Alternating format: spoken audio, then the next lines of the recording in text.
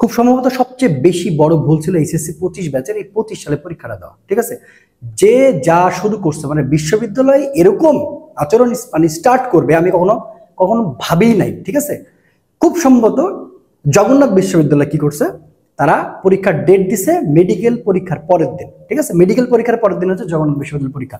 আমার কথা হচ্ছে যে মেডিকেলের পরের দিন কেন আপনি পরীক্ষা দিতে গেলেন? সামনে মাসে দিলে সবচেয়ে বেশি ভালো হতো। এই যে মোটামুটি এই মাসটা দিলে তো খুব ভালো হতো না? এটা তো অক্টোবর শেষ, নভেম্বরের 5-7 তারিখে দিলে সবচেয়ে ভালো হতো।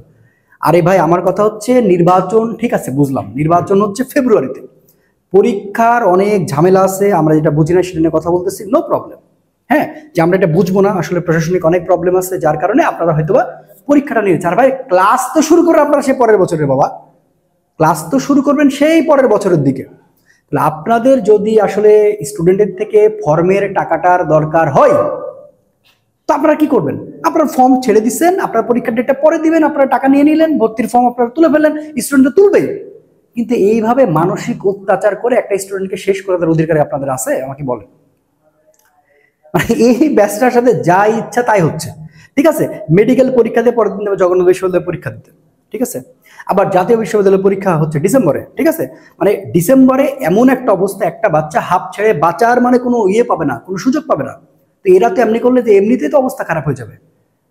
মানে এদের কি সবচেয়ে বড় ভুল যারা 25 সালে পরীক্ষাটা কি এদের সবচেয়ে বড় ভুল? এটা আমার একটু বলেন, ক্লিয়ার করেন। ঠিক আছে, এটা আমার একটু ক্লিয়ার করেন। মানে জগন্নাথ বিশ্ববিদ্যালয় যেটা দেখাইলো এটা কি পরিমাণ বড় বুকের পাঠ আপনি বুঝতেছেন? মানে সবার আগে পাবলিক বিশ্ববিদ্যালয়ের মধ্যে সবার আগে পরীক্ষা নেওয়ার জন্য সে মানে মোটামুটি রেডি। চিন্তা করা যায়, মেডিকেলের মতো পরীক্ষা দিবে, মেডিকেলের পরীক্ষা দেওয়ার পর জগন্নাথ বিশ্ববিদ্যালয় পরের দিন পরীক্ষা দিতে যাবে। আপনাদের টাকা দরকার, আপনি আগে নিয়ে নিতেন। আপনি পরীক্ষাটা পিছান না, সমস্যা নাই তো, সবাই তো ফর্ম উঠাবে, এমন তো না যে আমি আবেদন যোগ্যতা তুলবো না, পরীক্ষা তো দেওয়া লাগবে। মানে এই বাচ্চাগুলো পড়ে গেছেন বিপদ, এখন ভার্সিটি ভর্তি হওয়া লাগবে, কোনো ভর্তি হওয়ার কোনো জায়গা নাই, এমনকি যা ইচ্ছা তাই করবেন। মানে আমার মাথাতে ঢুকতেছে না, মানে কি সমস্যাটা কি, শুরু হয়েছে কি আসলে? মানে এরা তো মানুষ না, এরা এরা এরা এরা রোবট?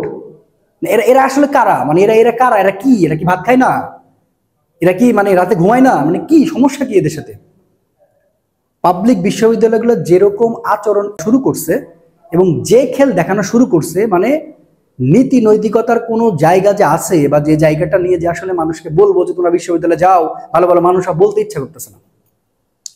আপনাদের যদি এত বাণিজ্য করার প্রয়োজন হয় তো বাণিজ্য করে নেন, সমস্যা তো নাই। আপনি আবেদন ফর্মটা ছাড়িয়ে দিলেন, সবাই তো পূরণ করে নিল, পরীক্ষাটা পরে নেন, সমস্যা তো নাই। নির্বাচনের পরে নেন, সমস্যা নেই। আপনি কি পরের মাসে ক্লাস শুরু করবেন? আপনি আমাকে বলেন যে আপনার স্টেটমেন্টে যে হ্যাঁ আপনারা যে এই মাসে পরীক্ষা নিচ্ছেন, পরের মাসে ক্লাস শুরু হবে, দ্যাটস ইট। তাহলে কোনো অসুবিধা নেই, ক্লাস শুরু করবেন সে পরের বছরের দিকে রে বাবা। আর এর মধ্যে বাচ্চাগুলোকে এই খেল এই ঘোল খাওয়ানোর কোনো মানে হয়? একটা মানুষ বলার নাই, একটা মানুষ দেখো না। আমি বিগত 7 দিন দেখে গেলে এগুলো বলেই যাচ্ছি, কেউ কিছু বলেও না, কেউ কিছু দেখেও না, কারো যায়ও আসে না, এরা মরলেই কি বাঁচলেই কি।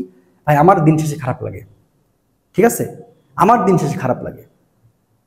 আমি জানি না এটা কার কাছে অভিযোগ দিতে হয়, কোথায় অভিযোগ দিলে ভালো হয়। আমি অনেক ট্রাই করছি, আমি সারাদিন এগুলো বলে যাচ্ছি, জানি না এটা কতটুকু সাপোর্ট বা কতগুলো মানুষের নিয়ে কথা বলতেছে। আসলে একটা মানে চিন্তা করেন, পাবলিক বিশ্ববিদ্যালয়ের যে পরীক্ষাগুলো রয়েছে এটা কিন্তু সহজ না। একটা বিশ্ববিদ্যালয়ে চান্স পাওয়া তো সহজ না। গেলাম আসলাম দেখলাম জয় করলাম চলে আসলাম, ব্যাপারটা এরকম নয়। বাংলাদেশের ম্যাক্সিমাম স্টুডেন্ট ওই ক্যাটাগরি বিলং করে না, বুঝতে হবে।